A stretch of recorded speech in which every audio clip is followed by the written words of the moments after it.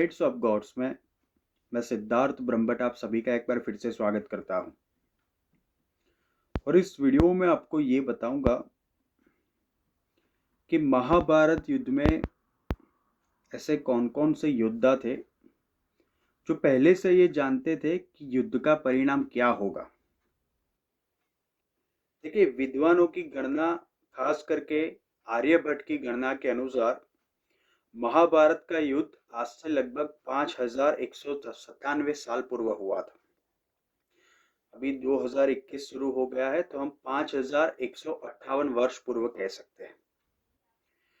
18 दिन तक चले इस विनाशकारी युद्ध में सिर्फ 18 महारथी ही जीवित बचे थे। कौरवों के पूरे कुल का नाश हो गया था और लगभग पांडवों के भी सभी पुत्र मारे गए थे।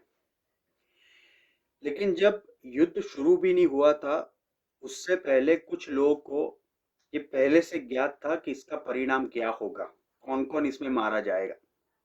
मुख्य रूप से ऐसे 5 लोग थे।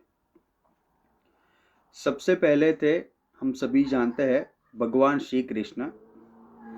श्री कृष्ण को शास्त्रों में भगवान विष्णु का पूर्ण अवतार माना गया है।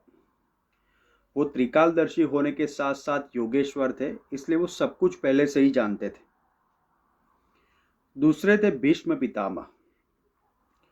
भीष्म पितामह अपने पूर्व जन्म में 8 वसु में से एक वसु थे, इसलिए वो श्री कृष्ण के परम भक्त थे। भीष्म ये भली भांति जानते थे कि कृष्ण ही नारायण है। भीष्म को यह भी ज्ञात था कि युद्ध होना तय है और उसका परिणाम क्या होगा, परंतु उनको सिर्फ एक ही बात का दुख था कि उनको कौरवों की ओर से लड़ना पड़ेगा। तीसरे है महर्षि वेद व्यास। देखिए, वेद व्यास एक निश्चित रूप से एक व्यक्ति नहीं है, वो एक पद है। यानी कि उस गादी पे जो बैठता है उसको वेद व्यास कहा जाता है। महाभारत काल में जो वेद व्यास थे उनका नाम था कृष्ण द्वैपायन। तो वेद व्यास को भी भगवान की श्रेणी में माना जाता है, इसलिए उनको भी दिव्य दृष्टि प्राप्त थी और वो भी त्रिकालदर्शी थे। वो भी जानते थे कि युद्ध का परिणाम क्या होगा और कौन कौन इसमें मारा जाएगा, कौन बचेगा। इसलिए कई बार महर्षि वेद व्यास ने धृतराष्ट्र को संकेतों में ये समझाने की कोशिश की थी कि हो सके तो तुम युद्ध को रोक लो, वरना तुम्हारे पूरे कुल का नाश हो जाएगा। अगले नंबर पे यानी कि चौथे है सहदेव। सभी पांडवों में से सिर्फ सहदेव ही ऐसे थे जो त्रिकालदर्शी थे।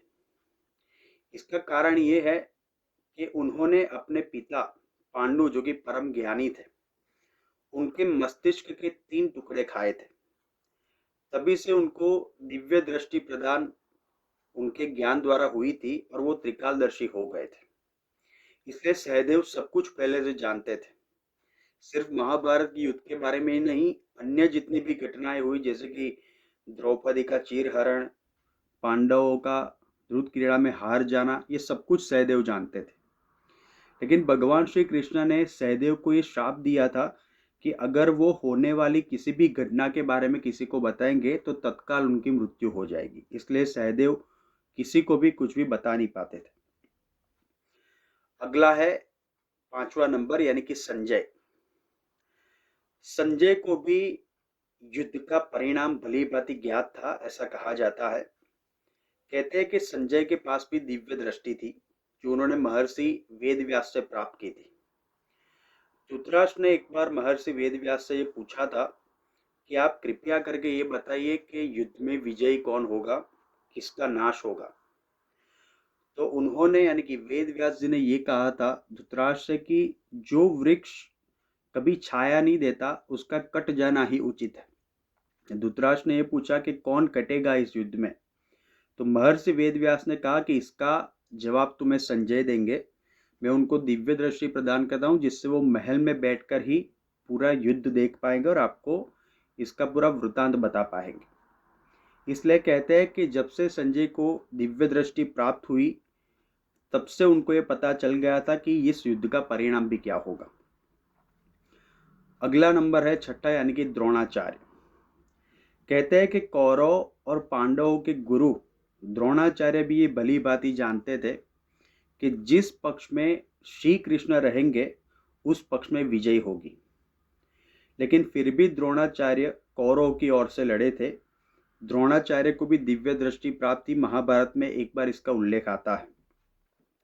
अपने पूर्व जन्म में द्रोणाचार्य को देव गुरु बृहस्पति बताया गया है, यानी कि बृहस्पति ने ही द्रोणाचार्य के रूप में जन्म लिया था। अगला नंबर है कृपाचार्य, आखिरी नंबर।